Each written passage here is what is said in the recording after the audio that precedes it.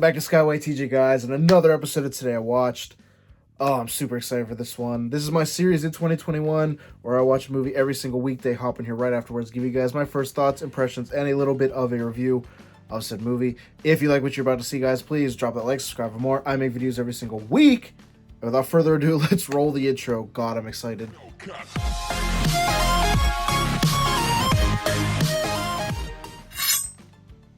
So, today I watched Godzilla vs. Kong. Finally, it was supposed to come out last year, but it finally came out today. And I watched it on HBO Max. And oh my god, this is a follow-up to all the previous entries in Legendary's Monsterverse. I think that's what they're calling it. From Godzilla to Kong Skull Island to Godzilla King of the Monsters. And now we finally have Godzilla vs. Kong. And I think the payoff was worth it. It was worth the wait. I really enjoyed it. Yeah, I guess my general thoughts are that it kicks ass. And if you want to watch a movie where monsters beat the shit out of each other, then, you know, you should watch this because it's really good. The acting in this movie, these movies get a lot of flack because the human characters are often, you know, flat and kind of boring, and there's too much focus on them and not enough on the monsters. This one, I feel like it mixed them decently. Like, I don't really care about any of the human characters. I just want to watch Kong and Godzilla beat the shit out of each other. But you got to talk about the cast a little bit. So you got Alexander Skarsgård in there. He plays Nathan. He works for Monarch, and he takes them into the Hollow Earth shit where all the Titans live, apparently. That was cool. Isaac Gonzalez in there. She plays Maya. She's the daughter of the president of Apex, which is like the bad guy corporation in this movie. She did a pretty good job. Millie Bobby Brown came back as Madison from Godzilla King of the Monsters.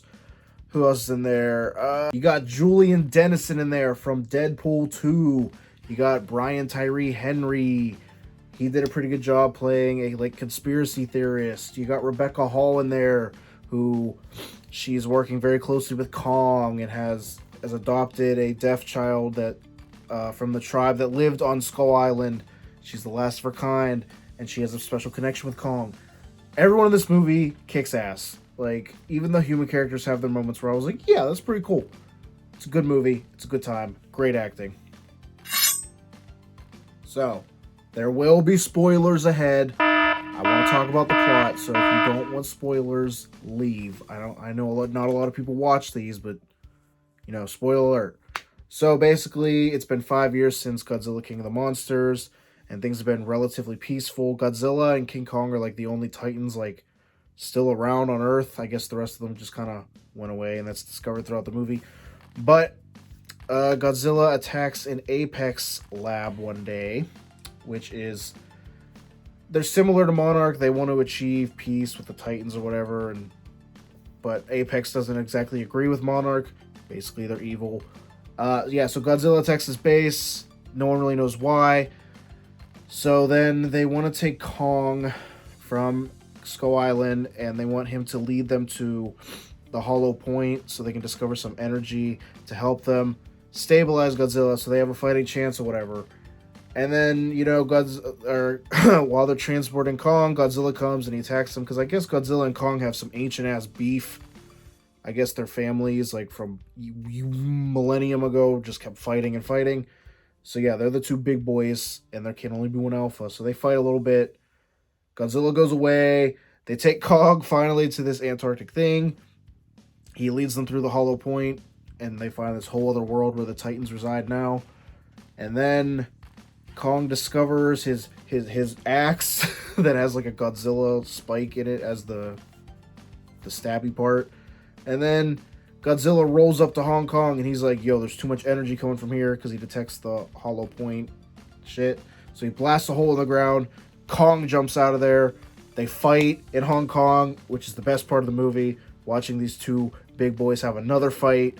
And then the big reveal is that Apex has been developing their own Godzilla, who's a robotic one. It's Mechagodzilla, everyone. He rolls out, and then Godzilla fights him, and then Kong notices, like, yo, my boy's getting smoked over there. So then Godzilla and King Kong team up to defeat Mechagodzilla, and it's fucking amazing. And yeah, then the movie pretty much ends. King Kong or Godzilla goes back into the ocean to do Godzilla things as he always does, and then Kong is down in the Hollow Earth with his human buddies that he trusts.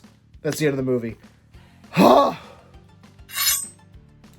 My final feedback for this movie is that I am so glad that I decided to get into this series, because like I had missed them when they came out in theaters, but I've been keeping up ever since Godzilla King of the Monsters. I watched the other two on DVD. Regardless, this movie was so good. I really, really, really, really love watching big, formidable opponents go against each other and just destroy cities and all that jazz. And I especially love when two enemies fight for a little bit and then they come together to defeat a bigger threat. That's always fun to me. I know it's been played 1,000 times in Hollywood, but I still love it each time. And oh my god, it's just I loved it so much. For a rating, I would give it a 5 out of 5. Like, I might be being too generous. It might just because I just watched it and I have bias. But I've always really liked Godzilla and Kong, and watching them fight and then team up to defeat Mechagodzilla was everything my little nerdy brain wanted from a movie called Godzilla vs. Kong. So yeah, I really liked it, and I'm going to give it a 5 out of 5. And I hate the critics who are like, ooh, it's bad because the human character's bad. No one cares about the human characters in a Godzilla vs. Kong movie. Just enjoy things, damn it. It's good. Well, guys, that was my review of Godzilla vs. Kong. Hope you guys enjoyed that. If you did, please drop that like, subscribe for more. I make videos every single week. I'll be back tomorrow with another episode of Today I Watched. Hope to see you guys then. Stay safe out there in Corona Madness. Do not go into the Hollow Point and disrespect Kong's family, or he'll beat you up with his little spear. Or his axe, hatchet, whatever. I'll see you guys tomorrow. Yeah, bye-bye.